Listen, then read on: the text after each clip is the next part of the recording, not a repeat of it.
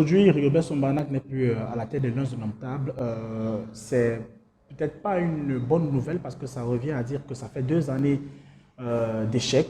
C'est aussi bien de reconnaître son échec, mais c'est surtout la façon avec laquelle Rigobert Song quitte la tête des Lions indomptables. On ne peut pas humilier quelqu'un qui a bâti, qui a construit l'histoire du football de ce pays, qui a apporté sa pierre à l'édifice. Si le Cameroun aujourd'hui est à 5 titres, Rigobert Song a contribué et de fort belle manière à sa façon. On aurait dû contraindre Rigobert Song à une démission au lieu qu'on se retrouve dans une guerre froide. Samuel Eto'o, le président de la fédération, communique à France 24 qui ne sera plus sélectionneur. Le ministère des Sports et Éducation physique fait fuiter sa lettre à travers les réseaux sociaux. Je pense qu'aujourd'hui, le Cameroun doit se poser les vraies et les bonnes questions. Il est désormais temps de rattraper le temps perdu, même si je ne suis pas sûr qu'on va le rattraper. On a perdu 2 années, on a pris du recul, on a pris du retard par rapport à d'autres sélections. Maintenant, qui va remplacer Rigobert Song?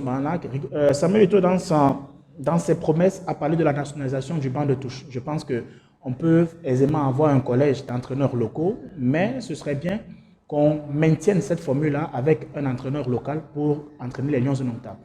Alors, pour parler de la succession de Rigobert Song ici au Cameroun, on est plus partagé par la promesse du président de la Fédération camerounaise de football, Samuel Eto'o, qui était celle de la nationalisation du banc de touche.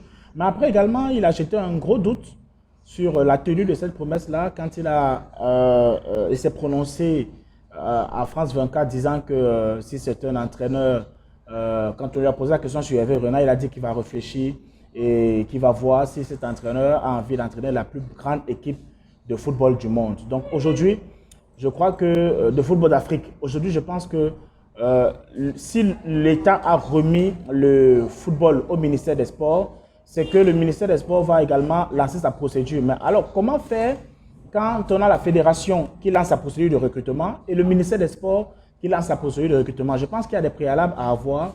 Les deux instances doivent travailler en collégialité. La fédérale et la tutelle de la fédérale, qui est le ministère des Sports, doivent s'asseoir afin de faire taire toutes les distensions possibles et de surtout préserver l'image du Cameroun. On aura forcément un autre entraîneur. Si on reste dans la logique de Samuel Eto'o, ce sera peut-être un collège d'entraîneurs locaux. Il y a des noms qui circulent. Si on veut absolument respecter les consignes du chef de l'État, ce sera peut-être un entraîneur expatrié. Et là, je crois, en tant que journaliste, qu'on aura fait un gros bond en arrière parce que avec la nationalisation du banc de touche, c'était déjà un pas de géant qu'on avait fait vers la valorisation des talents locaux.